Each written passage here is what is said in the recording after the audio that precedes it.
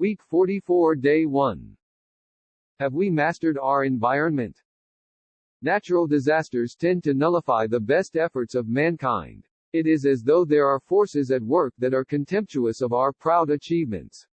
Who has not read of or seen the waters that deluge our towns and cities, jeopardizing lives and culminating in the destruction of the results of endless work in the space of a few moments?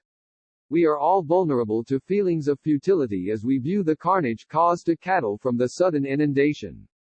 Despite the laudable advances made in technology, it can be seen that we cannot yet say we have mastered our environment. Disasters of this type, leaving only pathetic vestiges of homes and shops, are accepted as inevitable, and all we can do is to attempt to ameliorate the conditions that result. Sample sentences. 1. In spite of his efforts to cajole the girl, she remained aloof, and the futility of his efforts made him lugubrious.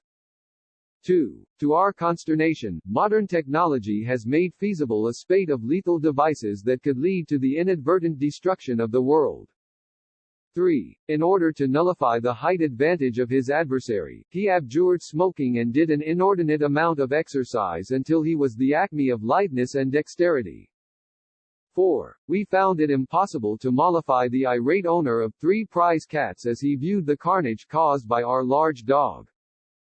5. The office was deluged with requests for his autograph as the girls became cognizant of his identity. Week 44, Day 2. Good news, and bad. One of the latent dangers indigenous to our constitutional guarantee of freedom of the press has to do with the protection of the individual against the detriment that might come from news reports involving him.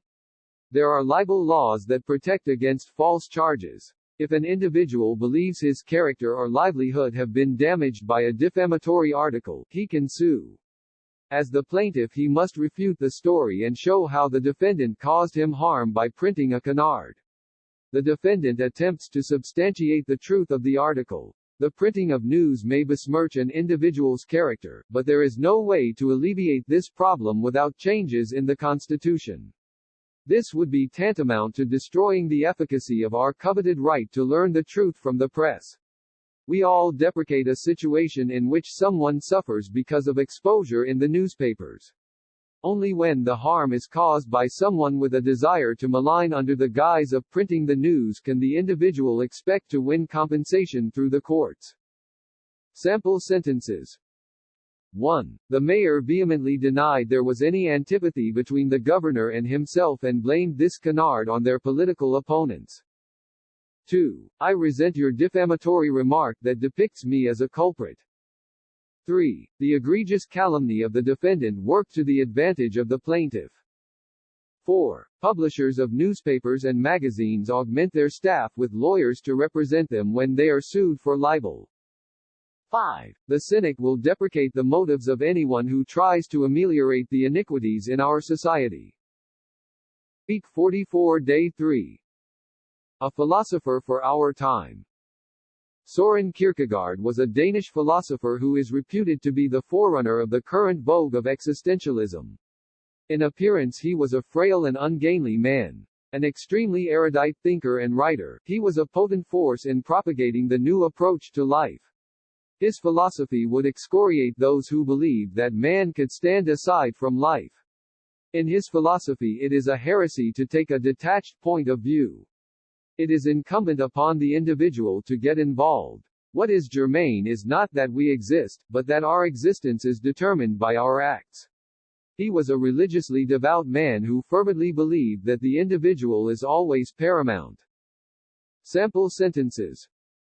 1. Even though she was piqued at his indolent manner, it was pathetic to listen to her excoriate him in public. 2. His awesome mental dexterity compensated for his frail physical condition.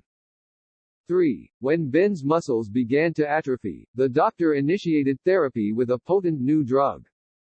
4. The drug is reputed to have a salubrious effect on nascent conditions of this type. 5. Although he was a devout adherent of the party, he remained aloof during the vitriolic primary campaign. Week 44, Day 4. The Island of Wild Dogs. The saga of the introduction of that diminutive songbird, the canary, into the homes of the world as tame pets is an interesting one. In the 16th century, a trading ship going to Italy stopped at an island named Canis, from the Latin word for wild dog, which could be found there in profuse numbers, off the coast of Africa.